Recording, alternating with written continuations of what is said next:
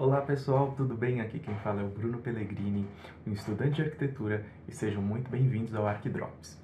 E hoje vamos falar sobre um dos arquitetos mais relevantes para o desenvolvimento do movimento modernista, sendo um arquiteto relevante não apenas em seu país de origem, mas também a todo mundo e também aqui no Brasil. O nome dele é Charles-Édouard Généré-Gris, mas vocês devem conhecê-lo pelo seu pseudônimo, Le Corbusier. O arquiteto suíço, naturalizado francês, foi um dos grandes expoentes do movimento modernista e teve uma atuação muito forte, principalmente a partir ali de mais ou menos 1920, quando ele construiu um de seus primeiros projetos, que foi a Casa Citroën. E, além disso, uma das principais características do Le Corbusier é justamente a aplicação do conceito da máquina de morar. A máquina de morar era um reflexo do tipo de pensamento que se existia na época, que se embasava no uso da tecnologia para a solução de problemas. Então, naquela época, nós tínhamos, por exemplo, o automóvel, que era tido como uma máquina de mobilidade, uma máquina de se mover, ou então um avião como uma máquina de voar. Logo, portanto, fazia sentido que a casa fosse pensada como uma máquina de morar. E foi justamente essa abordagem que foi utilizada para a produção de novas residências. Então, o uso de tecnologia, de novos métodos construtivos que tornassem a máquina de morar, ou seja, as casas, tão eficientes quanto as outras máquinas que a engenharia daquela época era capaz de produzir. Então, se antes a arquitetura era algo rebuscado, até um pouco pesado e carregado, Le Corbusier propunha o oposto disso. A simplicidade de formas e a estandardização, então, eram as soluções que foram encontradas para que moradias pudessem ser reproduzidas em grandes quantidades, mas mantendo a qualidade. Essas construções elas seriam baseadas no conceito de verdade estrutural, ou seja, todos os materiais que eram utilizados numa construção estariam visíveis e transparentes para as pessoas que observassem, o que consequentemente resultava numa menor ornamentação dos prédios que eram construídos. Além disso, o Le Corbusier apresentou 5 pontos essenciais do seu conceito de arquitetura que seriam reproduzidos por todo o movimento modernista. E quais seriam esses pontos? A primeira delas era a fachada livre, onde não existiam mais vedações ou coberturas. Logo, os arquitetos eles tinham a liberdade para construir novas volumetrias e novas soluções para a fachada dos prédios. O segundo ponto era o uso de pilotis. Substituindo as paredes como forma estrutural, eles permitiam também que houvesse uma relação maior entre a parte interna e externa dos prédios. O terceiro ponto era a planta livre.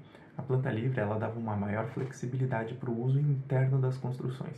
Afinal de contas, com um espaço amplo, ele poderia ser modificado no caso de mudança no uso de algum prédio ou de alguma construção. O quarto ponto trata sobre o terraço-jardim, utilizando os espaços de telhados e terraços como um espaço de convivência e lazer para os moradores.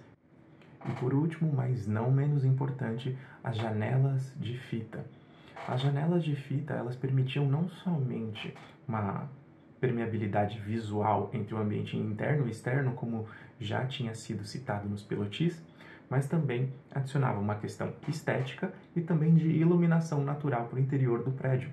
Todos esses pontos citados até agora podem ser visualizados em todas as suas obras, inclusive uma de suas mais emblemáticas, a Villa Savoie, uma residência nos arredores de Paris construída na década de 20. Em proporções maiores, podemos ver isso na Unité d'Habitation, em Marsella, na França, um conjunto habitacional construído pelo Le Corbusier e que aplica cada um desses pontos.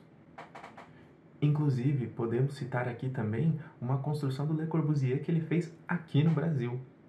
Isso mesmo, para quem não sabe, o Le Corbusier ele trabalhou com Lúcio Costa e com Oscar Niemeyer. O Le Corbusier ele participou da construção do Ministério da Saúde e Educação do Rio de Janeiro, também conhecido como Palácio Capanema, mostrando que os conceitos dele podiam ser aplicados também em prédios públicos.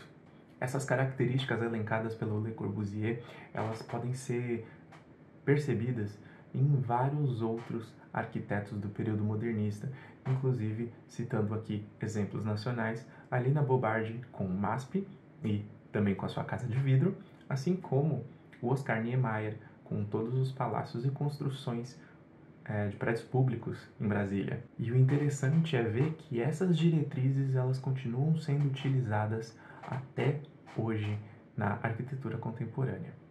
E, inclusive, 17 das suas obras foram consideradas como patrimônio mundial pela Unesco e estão sendo preservadas para que as futuras gerações possam vê-las. Entre essas obras, existe um museu no Japão, existe um prédio público na Índia, além do Palácio Capanema aqui no Brasil, nós também temos algumas obras na Argentina, na Suíça, enfim, espalhadas pelo mundo. Então, se você quiser saber um pouco mais sobre a vida do Le Corbusier, a gente vai deixar alguns links aqui na descrição que vocês podem acessar. São links que vão trazer uma pesquisa um pouco mais a fundo sobre as obras dele. Espero que vocês tenham gostado desse vídeo, que ele tenha trazido um pouco mais de conhecimento sobre arquitetura para vocês. E se vocês tiverem qualquer dúvida ou sugestão, podem deixar aqui nos comentários. Um abraço e até a próxima! Testando, 1, 2, 3, testando, com óculos, sem óculos, vamos ver que fim que dá, né? Tá meio torto. Agora tá certo. Beleza.